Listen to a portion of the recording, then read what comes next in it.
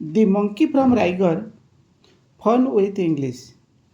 ତ ଭାଗ 2ରେ ଆମେ ଲେସନ୍ 1ର ବୋଧମୂଳକ ପ୍ରଶ୍ନୋତ୍ତର ଗୁଡ଼ିକର ଆଲୋଚନା କରିବା।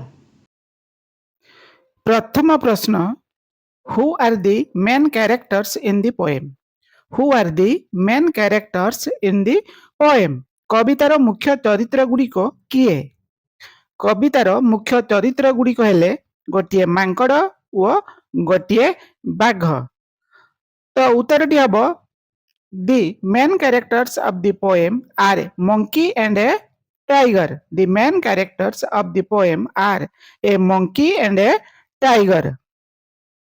ଦ୍ୱିତୀୟ ପ୍ରଶ୍ନ, what did the monkey do in the poem? What did the monkey do in the poem? ମାଙ୍କଡ଼ଟି କବିତାରେ କ'ଣ କଲା? ମାଙ୍କଡ଼ଟି କବିତାରେ ବାଘ ଉପରେ ଆରୋହଣ କରିଥିଲା। ତ ଏନ୍ସରଟି ହେବ the monkey rode on a tiger in the poem.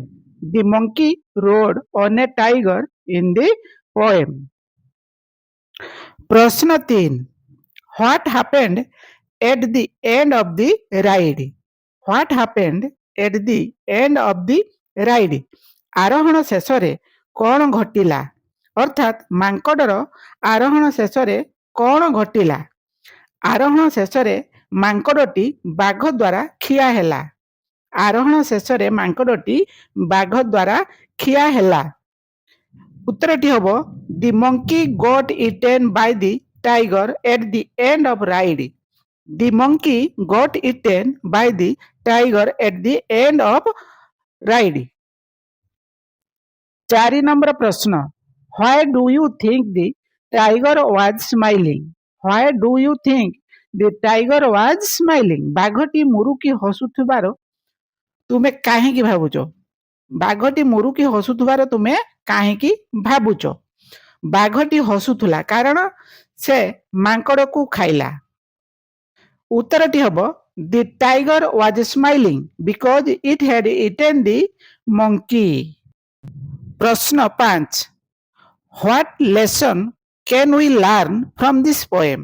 What lesson can we learn from this poem? ଏହି ପାଠରୁ ବା ଏହି କବିତାରୁ ଆମେ କ'ଣ ଶିକ୍ଷା କରିବା ବା କ'ଣ ଶିଖିବା? ଆମେ ବିପଦପୂର୍ଣ୍ଣ ଘଟଣାକୁ ଗ୍ରହଣ କରିବାକୁ ଯତ୍ନଶୀଳ ହେବା ଉଚିତ ବା ଯେଉଁମାନେ ଆମକୁ କ୍ଷତି ପହଞ୍ଚାଇ ପାରନ୍ତି ସେଥିପ୍ରତି ଆମେ ସତର୍କ ହେବା ଉଚିତ। ତ ଉତ୍ତରଟି ହେବ we should be careful about taking dangerous risk or trusting those who might harm us. We should be careful about taking dangerous risk or trusting those who might harm us. ପ୍ରଶ୍ନ 6, what kind of poem is this? What kind of poem is this? ଏହା କେଉଁ ପ୍ରକାରର କବିତା ବା poem ଅଟେ? ଏହା ଏକ ଛୋଟ ଓ ମଜାଳିଆ କବିତା ଅଟେ।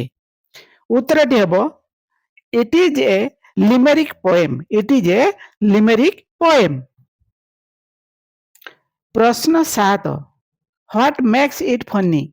What makes it funny? ଏହାକୁ କ'ଣ ମଜାଳିଆ କରିଥାଏ? ଏହାକୁ କ'ଣ ମଜାଳିଆ କରିଥାଏ? ଅପ୍ରତ୍ୟାଶିତ ଶେଷ ହେବା ହେତୁ ଏହା ମଜାଳିଆ ଅଟେ ଯେଉଁଠାରେ ହଠାତ୍ ମାଙ୍କଡ଼ଟିକୁ ଖିଆଯାଇଛି। ଉତ୍ତରଟି ହେବ it is funny due to unexpected ending where the monkey gets eaten. ତ ପିଲାମାନେ ପଞ୍ଚମ ଶ୍ରେଣୀ ଇଂରାଜୀ ବହିରେ ଥିବା ଏହି ପ୍ରଥମ ପାଠର ଆଲୋଚନା ତୁମମାନଙ୍କ ପାଇଁ କେତେ ଦୂର ଉପଯୋଗ ହୋଇପାରିଛି କମେଣ୍ଟରେ ଜଣାଇବ। ପରବର୍ତ୍ତୀ ପଞ୍ଚମ ଶ୍ରେଣୀ ଇଂରାଜୀ ବିଷୟବସ୍ତୁର ପାଠ 2 ବା ଲେସନ୍ 2 ଭିଡ଼ିଓଟିରେ ପୁଣି ଦେଖାହେବା। ଆଜି ପାଇଁ ଏତିକି। ଧନ୍ୟବାଦ।